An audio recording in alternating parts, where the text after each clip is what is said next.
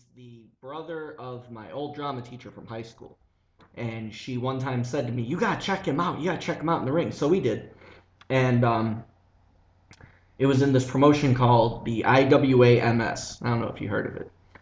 But just spell it out for the listeners, man. IWA. No, what International Wrestling? Oh, I don't know the acronym. Okay. International Wrestling House of Pancakes. Yes. MS. MS, yes, Mid-South, because they're rednecks. But anyway, so we liked it, and we kept going. Like month after month, they'd be in Midlothian. So I had a car at the time, so we'd make the drive down, me and a friend of mine. And it was maybe the third month of us going down there, and there was a wrestler there named Chucky Smooth. He was a dick. I mean, okay, me and my friends, we like to heckle the professional wrestlers because we're assholes. That's a hobby you like to do in general. Yeah, exactly. We, it's like, fuck life, let's just roll the dice. But anyway, this guy took it way too far, and he just started spitting out all kinds of shit. And I was like, you want to take this outside, pretty much? And, he's doing the whole pro wrestling thing, like, man, get him away from me. And, like, I followed him backstage, and he said that he didn't know I was there, but he knew full well. He just didn't want to turn around and have a whole legal battle and shit. So, anyway, I got back to my seat, and there was a ring announcer named Joey Eastman. Blonde-haired guy, face covered in tattoos. I heard he came out of the armed forces. So then he said something. With the tattoos. I think there needs to be more ring announcers in pro wrestling with just face tattoos. Yeah, right? Teardrop right here. Maybe. Coming to the ring. And then the lizard wrapped around his nose, eating the teardrop, and then shitting on his cheek. I think that's quiet crowd. That's what I would do. I would just have an old man with an amputated arm, face tattoos, and in the one hand you have the mic hanging from the ceiling, So in his free hand, he's just holding a pistol. He's waving around, the crowd's ducking. Hey, who said something about something? Who's ready for a fight that doesn't involve pistols? Everybody! Let's see some good old-fashioned fist fights. Nicely done. But, so yeah. So there was this Mark there who... he called himself a Smark, but he was a Mark. Can you, for people who don't know, explain the difference? Because not everybody's as cool as us. Yeah. Maybe Prateek. All right. A Mark is a professional wrestling fan, aptly named after somebody who falls for a con. A Smark is short for Smart Mark, someone who marks out while watching professional wrestling, but still likes to believe that they think they know what's going on backstage. So... A lot of politics and interwoven in the wrestling. Yeah. Once I got into professional wrestling, it was completely different than what they lead you to believe at those super secret seminars, shoot interviews, right? So there was this Mark there, and he said that Larry Sweeney had swung at him, and he put his hand away, and he had this big bruise on his pinky, and I'm like, watch this, and I jumped into the ring, and the ring announcer kicked the shit out of me. As soon as he saw me, he freaked out, he punched me in the face, and he started stomping at me. And he wore cleats. Oh. I later found out he wore cleats so that he wouldn't slip on the ring because there was always blood covering it. Bloodshed. He's practical. So not only did I get my ass kicked, but I got HIV in the process. What? Now, this whole thing, it didn't hurt. Well, it hurt, but it didn't hurt like, oh my God, I'm going to die. And I was like, you know what? I should be a professional wrestler. And my friend's just looking at me like, you're fucking crazy. That? I just wanted to do it. I didn't care about, big contracts and all that kind of shit. I just wanted to be out there. Maybe have a couple t-shirts and, be some at fans. Least, yeah, just, little shit.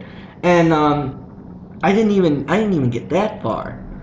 I'll go into it later, but I didn't even get that far. And I was in it for a while. And, I constantly tell people, I'm like, it's bullshit what they did because all the politics got in the way and it was stupid. And I call CM Punk a bitch because of his little shoot promo on Raw that one time before he was going to get fired. And a friend of mine called me out on it. He's like, all right, well, you bitch about pro wrestling. Doesn't that make you a bitch? I'm like, whoa. That's different. He got to be in the ring. I didn't. He's held championships. I haven't. He's been on TV. I was on that one episode of Cops. That's it. So at least you're admitting it's certainly a little bit based in personal animosity. I'm just trying to start. Right. Spell it out a little bit. Spell it out. Yeah. So so you were in this league, and didn't you have like some crazy manager who like didn't like to play music or something? What? You were drunkenly telling me one time about like the manager he was stuck in the 80s and like that guy. Yes. And that was still part of this league. This is part of this story. Okay.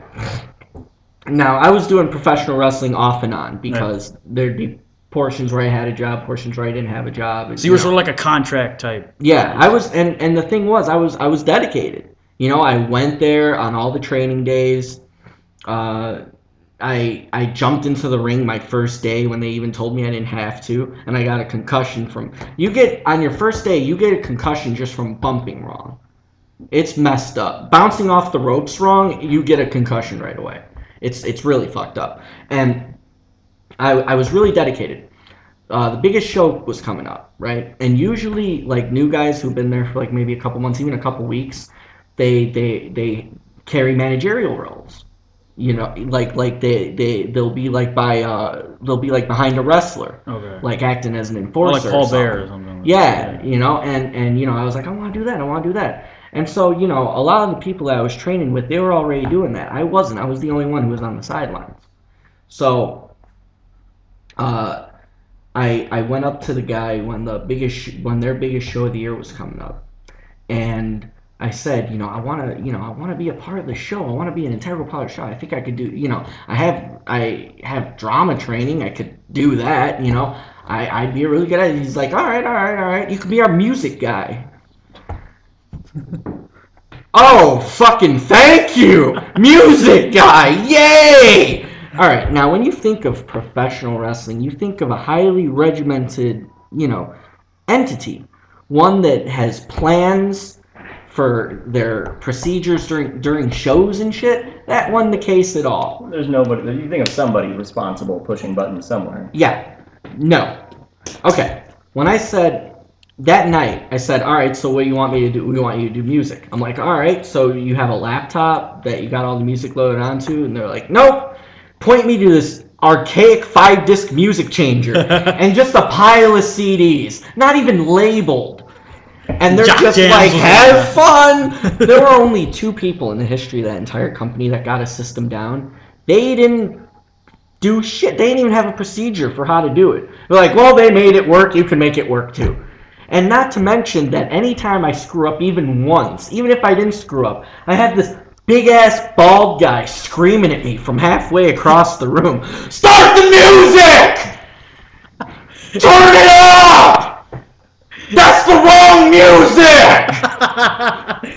It's always got to be a big-ass bald dude from the corner yelling. Yeah, and so, about... How long did that job last? Well, a month earlier. Okay. A month earlier. You guys remember the Fabulous Freebirds? Yeah. Well, Buddy Rogers has a child. He's about my age, maybe a little bit younger. And he started training at Windy City, right? Now, of course, you know that he's Buddy Rogers' son. He was a good guy, don't get me wrong. I didn't have any animosity towards him. He was a good guy, but he didn't show up. He'd show up maybe 1 out of 2 days for practice. He was getting it, but, he was still kind of, in the beginning. And he got like middle billing or something. He didn't even get a curtain jerker match. He was in a fucking match. Billed as a character. And he was only there for a month, and he maybe had like, I don't know, maybe a week's worth of training. I was there for shit. In that period of time, maybe a few months, and I was starting to pick the shit up really quickly. But you weren't getting anything. I didn't get buried under a pile of I was buried under, yeah. And not to mention, to add insult to injury, Al Snow was there. Oh, yeah. And Did he have the fucking head with him? Oh yeah, he saw I was having a rough day and I needed his music. I walked up to him and I'm trying to compose myself. And I just walked up to him. All I said was, I need your music. He just looked at me and went, whoa, kind of hostile, don't you think? And his inner circle's laughing their balls off and, you're a fucking asshole, music guy. And I just get his CD and he's like, there you go. Is that good enough for you? I didn't even answer. I just walked out. And this lasted 2 matches.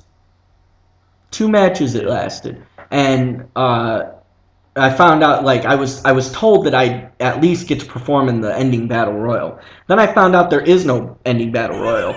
So I walked. Mythical ending battle royal. Yeah, that's how they all end. So I just walked out. The ending battle royal is like the farm your dog goes to after it gets old. Yeah, exactly.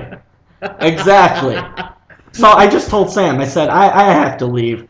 And then the referee, big dude, he shakes. They're all big. The announcer is big, the ref. He shakes my hand and he's like, you know we won't forget this, right? And I'm like, I don't care.